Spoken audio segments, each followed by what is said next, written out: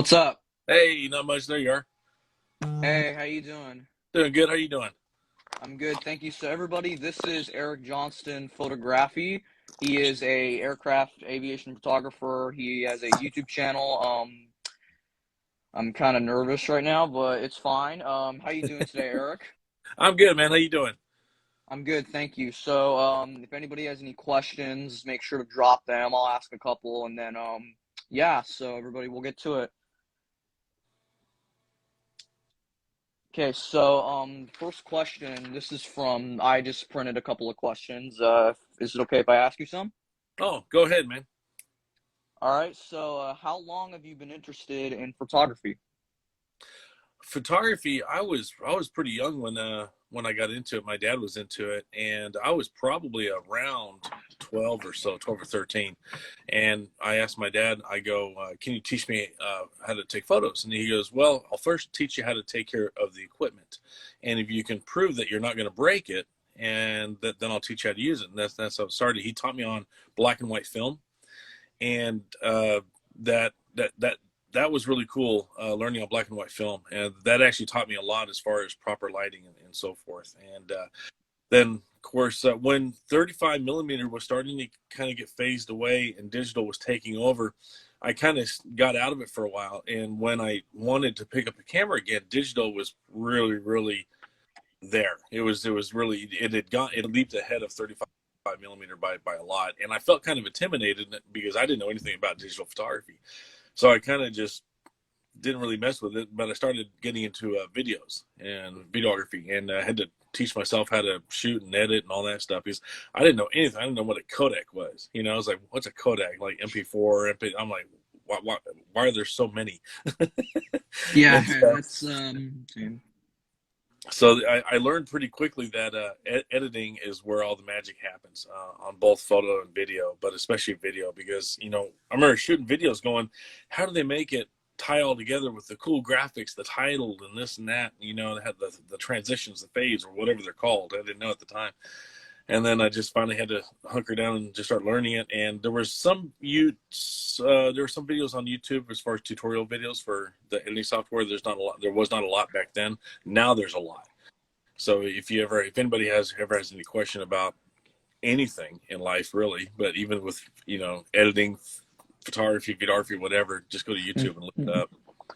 Yeah, that's so good. So I've tried my hand in a bunch of photography, and I tried with my phone, and my phone only zooms up to like a little bit, and then I got a B500 camera for Christmas, and I've Um, been going to Planes of Fame and doing some photography hands with yeah. So what kind of camera slash lenses do you currently use? I'm a Canon guy just because that's what I grew up on. Canon and Nikon they're both great cameras. Sony's phenomenal. I would actually love to switch over to Sony, but there's a cost involved in that, and I'm just not ready to quite take the plunge yet. Pretty much most of the equipment that I buy used because that way I can get it cheaper. And I don't remember the last time I bought. Probably the last thing I bought was new was the cable release, shutter release, and I got a couple of I'll those. be I needed those for the roller shots. But my Canons, I like the 70Ds and the 80D. I'd like to go to the Mark V sometime, but yeah. like I said, it's just I've gotten used to the crop frame stuff. It's worked really well. That's one thing my dad taught me. He goes, never let your equipment be your handicap. So take whatever you have and maximize it the best you can. So there's a lot better cameras out there. Maybe one day I can get my hands on them. Yeah, that's pretty good. Now next question is, what are your favorite items to photograph? Favorite items would be aircraft. I love Yes, shooting aircraft. aviation, but I did wedding photography there for a little bit as a profession, not because I liked doing it, but just because I wanted a business in photography, and that was a long time ago, and I got pretty burnt out on that. But my favorite things are aircraft. I do air-to-air photography is my absolute favorite. Seeing the everything, all those working pieces come together, for the day of the shoot, and sometimes it takes a day or two to put it together. Sometimes it takes a year and a half to put it together. So Yeah.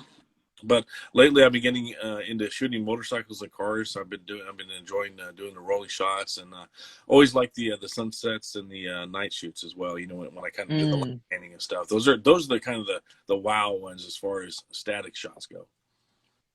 Now, before we answer, I actually wanted to ask you, do you ever go to museums? Oh, sure. I used to work a long time ago. My first job in aviation, I was working at the Kavanaugh Flight Museum over in Addison, Texas. But other museums, I love them. I've done some work with the Frontiers of Flight Museum down in left field. A long time ago, I did a little bit of stuff with the Lone, which is now in Houston, and it was in Galveston way back. But yeah, just recently I did a tour video of the Beechcraft Museum up in Tullahoma, Tennessee, and that was editing wise, that was a handful because I did a voiceover for every airplane that I showed, and I wanted to kind of make the viewers just kind of be able to enjoy themselves, sit back, relax, and enjoy the tour instead of, because most videos of museums, they're just kind of, they're not really educational, and they just kind of walk you around and show you the stuff, which is cool in its own way. But I try to increase my craft, with editing or the camera work, and I kind of try to combine that together. Yeah, that's pretty good. Now next question, where do you like to go to take photos? Well, if we're doing it, really all depends on what we're shooting. If we're doing like an air-to-air shoot this time of year, normally I like to try to find a body of water like a lake or something like that, because here in Texas, everything's brown right now. So, you know, that's not a really flattering backdrop, if you will. So typically we'll find a body of water, like a big lake or something like that, and then we'll shoot either in the morning when golden light for the hour after sunrise, or the hour before sunset. You get the nice low golden sunlight, and you really get some nice glint reflections off the water. And if the pilots do exactly what we need them to do, then you can get some really nice silhouetted shots with the airplane in that total glint, sun reflection off the water. Even on the sunset shoots, like when I did the Huracan Hall, I still like to kind of try to put a body of water as the backdrop. It makes for lakes typically make for a nice clean horizon, but then again, it's also fun to shoot against the old rundown barn or skyscraper, downtown Dallas lit up at night or something like that. So it really all depends on what you're shooting, because you don't want it to blend in with the background most of the time. You want it to stand out. Oh yeah, so that's a good advice if anybody's listening out there, and yeah, if you want to get your hand in photography and do all that. Now, next question, do you have any tips for taking photos of aircraft in flight? Yes, it really depends on if you're shooting props or jets. Shooting jets, you can really speed up your shutter speed because you don't have to worry about blurring the propeller. But if you shoot at a really high shutter speed and you stop the prop of a propeller-driven airplane, it looks like the engine just stopped. So you need to give a sense of motion to the prop-driven airplane. If you're shooting jets, shoot as fast as you possibly can, because you'll get so many crisp, clear shots. But if you're shooting, like say, yesterday I did an air-to-air shoot, and it was a missing. It wasn't an actual air-to-air shoot. It was a missing man formation, but I was shooting air-to-air with the other T6s as well, and Uh, I was doing about probably a 125th of a second. The slowest I've ever got or shot, I think it was a 30th of a second, and it was from one helicopter to another, and I was shooting a Bell Long Ranger down low, and I was trying to get a full disc of the rotor blade, and with two blades, that's really hard to do, and especially hand holding it. But it turned out to be a really beautiful shot. It's not almost the whole disc. So, but the shot still really turned out well. But if you're shooting prop airplanes, even if you're on the ground shooting prop airplanes that are flying, try to shoot around 125th, or I wouldn't recommend going over 250th of a second, just because you're going to really start stopping that prop, and it just doesn't look quite as good. yeah, that's good advice right there. And where can viewers find you on YouTube? So if you guys are listening, make sure to listen to this. So On he's a you, good guy. thank you. On YouTube, it's just my channel is my name. It's Erik, Erik, and then Johnston, Johnston. And on Instagram, I think it's Erik Johnston Photography, all together, all big, one long word. And then we Gary Daniels, a good buddy of mine, he and I just recently have started to do photo workshops, and we've got our first one coming up next month. We're calling it MIG Madness, and it's going to be a static ground shoot only so far for on the MiG 23 that's in Longview, Texas, and the MiG 17 that's in Tyler, Texas. The MiG 23 will be on Saturday, and the people that paid to participate are going to get a free guided tour from Dan Fowler, the owner of the MiG 23, and also hear a story about how he got the MiGs into the country. And then we're going to stay the night, and then Sunday morning drive out to the Ham Historical Aviation Memorial Museum in Tyler, get about an hour or so of a closed museum time just for our group out there, and then we're going to pair up with Randy Ball and hear his story and get a walk around tour of his MiG 17 and do some ground static shots on the MiG 17. And the MiG 23, we're also going to do night shoots, night shots with that one as well on Saturday. So we're looking forward. We've gotten some participation so far, and we're excited about it. That's pretty good. And also the T6, the guy, what was the missing man for again? His name was Tad Ferran, and he was a father figure to me back in the mid 90s when shortly after I lost my dad. I lost my dad in 91, and I got involved with the local T6 guys because they all fly formation and they're around, and so they're kind of a tight group. And you fly with one guy, then you meet another guy, you fly with him, meet more guys, and it just kind of snowballs from there. And Tad was one of those guys. Tad and Dave Rourke were two of my kind of father figures back when I really, really needed one. And he just recently passed away by, I think about a month ago or so, and he was 94. So. Yeah. So, yeah, I'm sorry for your loss, and rest in peace to your dad. He's an amazing guy. Now, last question. Which YouTube posting are you most proud of? Oh man, that's a good question. I got over 700 videos on my channel, and I don't love them all, but I'm proud of I'm proud of them all. But it's some of the, I say probably one of the ones that I like the most is probably the SR-71 cockpit checkout video, and I think that's my most popular one. Richard Graham and I got together under the pretense of just filming his interview, and it was at the Frontiers of Flight Museum at Left Field. Now, in that museum, they've got the only simulator that the SR-71 program had, which they would start washing out their students in that versus just say, oh, go ahead and take up the SR-71 and make sure you're able to fly it. No, they would wash out some guys in the simulator before they got to the airplane. And they actually had it operational there for a while. But I asked Richard, I go, I can't seem to find any fun videos to watch on the SR-71. You can find, like pictures with, this number going to this instrument, that number going, and it explains what they are, but nothing from a video standpoint.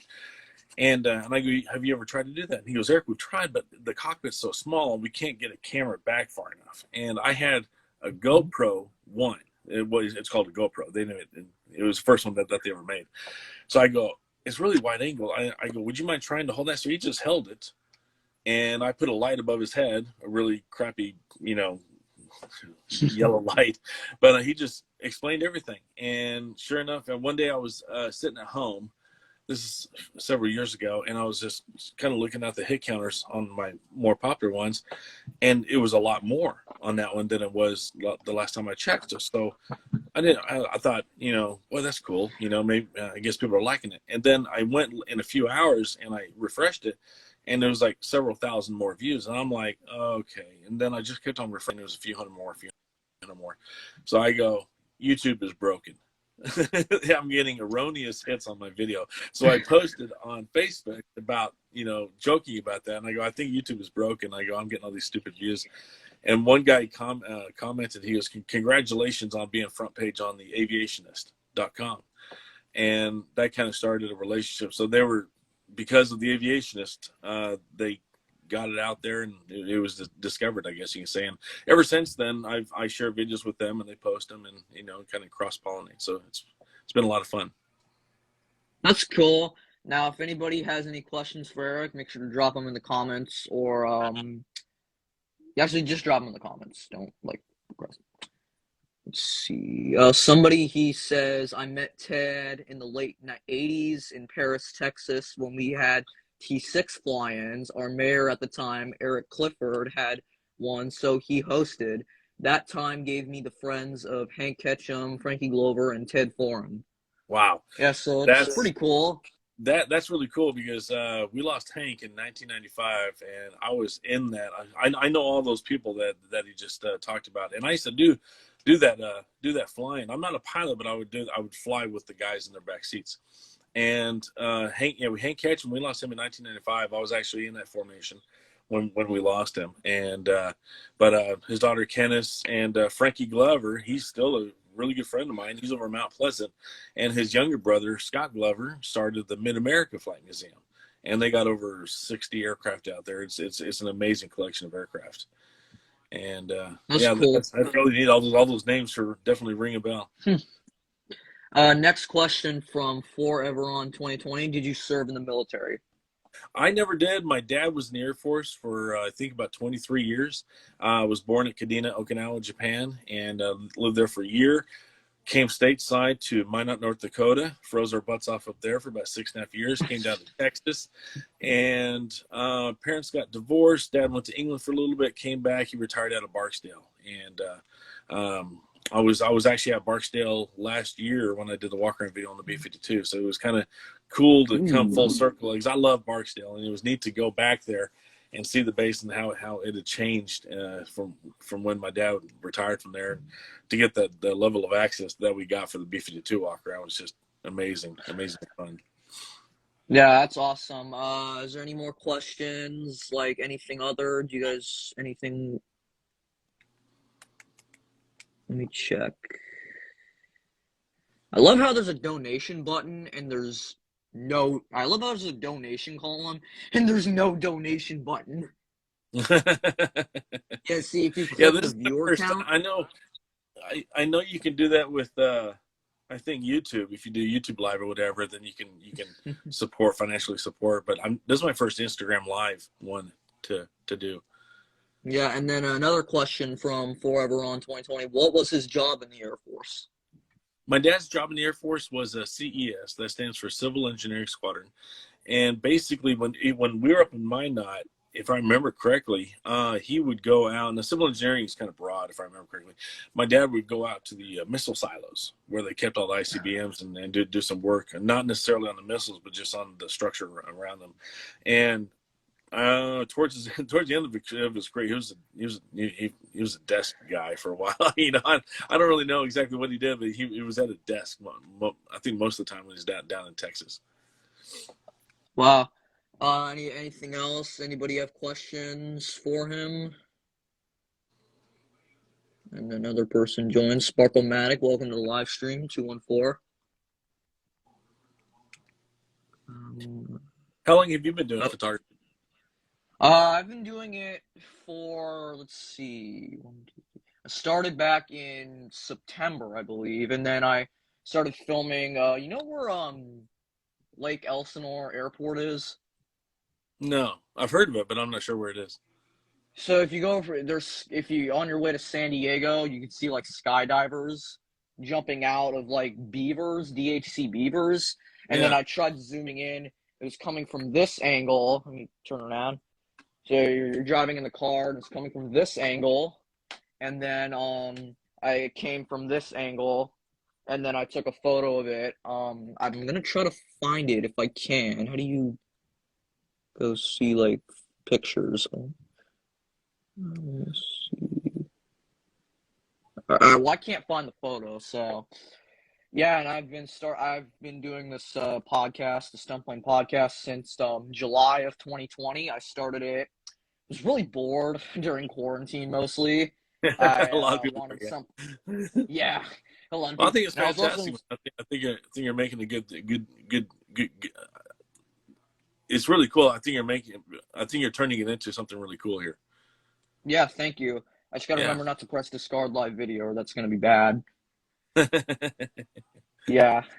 And then I was inspired by the Fighter Pilot podcast with Vincent Jello Aiello. He was a retired Yes. United States Navy I, fighter pilot, served 25 years in the Navy. He was a yep. Top Gun instructor. You know who he is? Oh, wow. I've heard of him. I haven't. I don't think I've seen much of his stuff though. But the Fighter Pilot podcast, I've definitely heard of it. Yes. So if anybody doesn't have any questions, we're gonna go ahead and wrap it up. Thank you, Erik, for coming on. Make sure to go subscribe to his channel. He's an awesome guy. Thank you for coming Well, on, thank you man. so much. I appreciate your time. Yeah. Thank you, Erik. Have a good day. You bet, man. Take care. All right. Bye. Bye bye.